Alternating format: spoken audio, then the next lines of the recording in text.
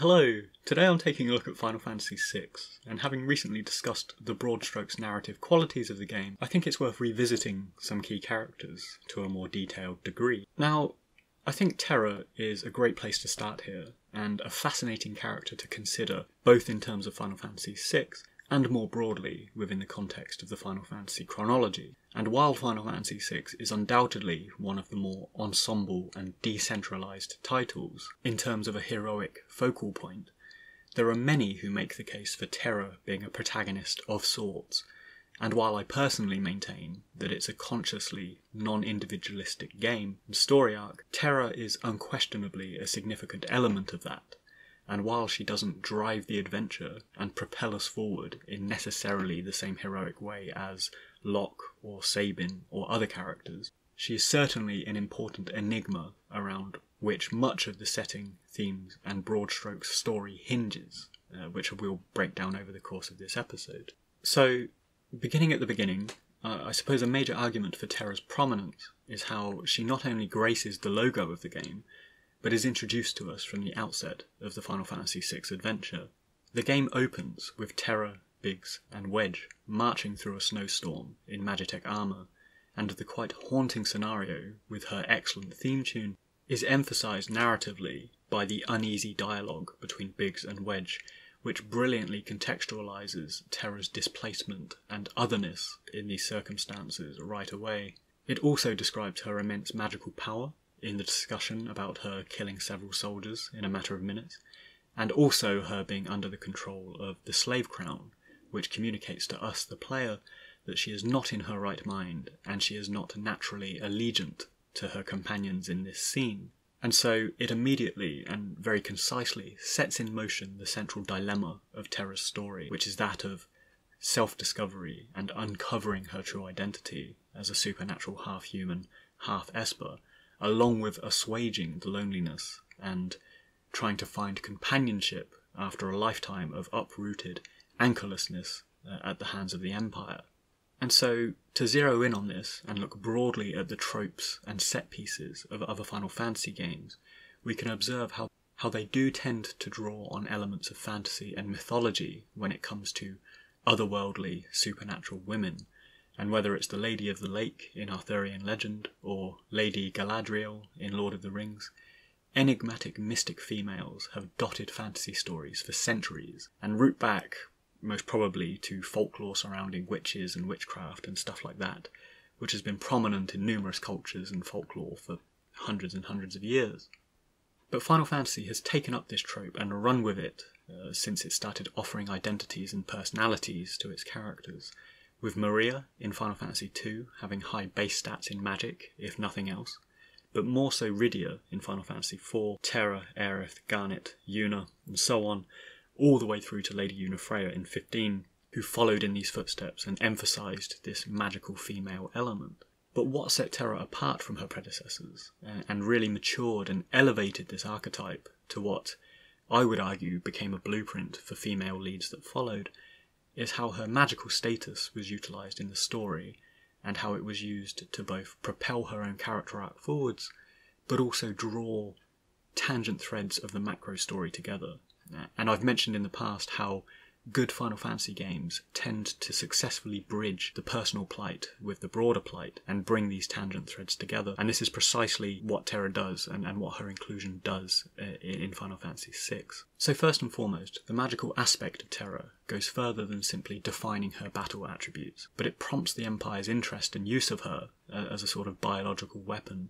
And subsequently, once she escapes to the Returners, this crisis of self and quest for self-discovery takes place, which dictates much of her story arc in the game, and reconciles once we finally meet the Espers. Secondly, the fact that Terra is not only magical in nature, but turns out to be half Esper, half human, and bridges these disparate warring races in her genetics, is a hugely significant plot device that Square employed here, that serves as a template for later characters, such as Aerith being half ancient, half human, Yuna being half Albed, half human, and so on. And so, whether the players are conscious of it or not, Terra is in many ways the focal point of the game, in the way that she traverses the factions of the Empire and then later joining the Returners, but also traversing the realms of the human and the Esper by being genetically both of these as well. And so she is unwittingly immersed in each of these core tribes that comprise the dichotomies and central conflicts of Final Fantasy VI's story. Beyond simply the mystery of her origins that we untangle, she is intriguing in how she intersects the genetic racial divisions and the political ideological divisions as well. And again, I suppose Aerith does much the same thing in Final Fantasy VII, and so too does Yuna in the events of Final Fantasy X. And where I've often remarked on the nature versus technology vibes that many Final Fantasy games have, with 6 being a prime example, in fact, of how they, process the Espers.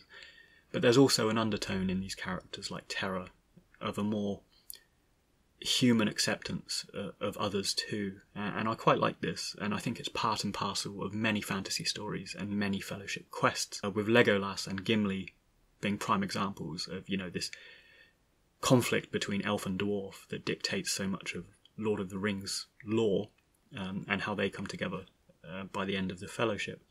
So, looking to personality, Terra is, for a large part of the game, quite a fearful, indecisive and insecure individual, owing to her amnesic past. And once again, this is something we see in other summoner females in Final Fantasy games, and this is particularly evident in characters like Garnet and Yuna in 9 and 10. Rinoa eventually becomes this way after she becomes a sorceress in 8. And Aerith, I suppose not so much. She is a very upbeat, spunky individual, but she still has these moments of insecurity and asks Cloud to become her bodyguard in Final Fantasy VII. And on that note, each of these instances of the insecure female has a male counterpart and an eventual love interest that inspires and ushers them along. So we have Zidane, Tidus, Squall eventually, and Cloud very reluctantly. So Final Fantasy VI, we have the character of Locke Cole, who is a lovable rogue, an affable thief or treasure hunter. And I think his dynamic with Terra early on is really good at establishing this opening gambit, and it really pushes the adventure along, while still creating empathy and mystery around Terra's origins. And as we later learn, Locke is actually putting aside his own flaws and his own issues to help her, which says a lot about him, and in turn helps develop his character as well. So, really nice dynamic between these two. And quite distinct from later games, it was interesting how Terra actually wasn't utilised as a love interest at all, and instead grows into a much more assertive, independent and maternal character, who really owns her powers by the time we get to the world of Ruin. So I loved that, because it's a far cry from the scared, indecisive girl that Locke encounters in the beginning, or the one that pontificates tragically to General Leo about ideas around love. And it's quite refreshing not to always have an instalment or a game that reconciles with a romance. Not that I'm averse to romance, I do enjoy it, but equally I do love an amnesic superhuman female as well that goes around kicking everyone's ass.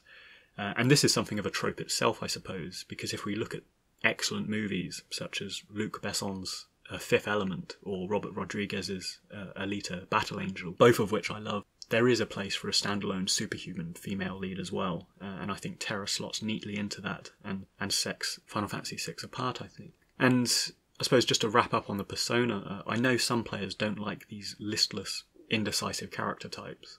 I've seen plenty of people that criticise Terra, Yuna, Rinoa as sort of grating, depressive personalities. But I think these characteristics and these identity crises, they work really well.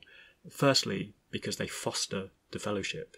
They create this caring environment and empathy in the party, because more often than not, there's a prominent character who the party has to rally around in their time of need, and that helps bond them and, push things forward. But secondly, almost always this fretful personality type has a payoff, because they do come into their own. And whether it's Cloud Strife delivering his maiden speech on the Highwind, or Lady Yuna finally standing up to Seymour at Macalania with her party around her, the indecision or the personal crisis is replaced by an assertiveness by the end of the game, in most instances. So I don't mind it, because it almost always works in service of the character, works in service of the story. So finally, I just want to note on Terra's aesthetics, because again, another case for her prominence and often protagonistic labelling is her unique design. And where Cloud Strife is synonymous with Final Fantasy VII for his blonde spiky hair and Buster Sword, I think so too is Terra, the immediate character that pops into one's head when we think about Final Fantasy VI, because she has these brilliant contrasting colours of green hair, the red attire, and it really distinguishes her among the other party members, I think. And I have noted, actually, that they have dialed down on this in recent years, particularly in installments like Dissidia, where she's got this weird kind of blondie green hair. But that series does have its share of criticisms from fans in how it's rendered some characters and their voices. But nonetheless, I think Terra in her concept art, in her original form in Final Fantasy VI, and particularly as well her awesome Esper form as well, really stands out visually and was a really striking aspect of Final Fantasy VI. And I suppose, still talking about aesthetics, we of course have her theme tune as well, which was a really haunting yet hopeful track by Uematsu, and one of the standout compositions of Final Fantasy VI. So there we have it, a short look at Terra and her significance in the world and story of Final Fantasy VI.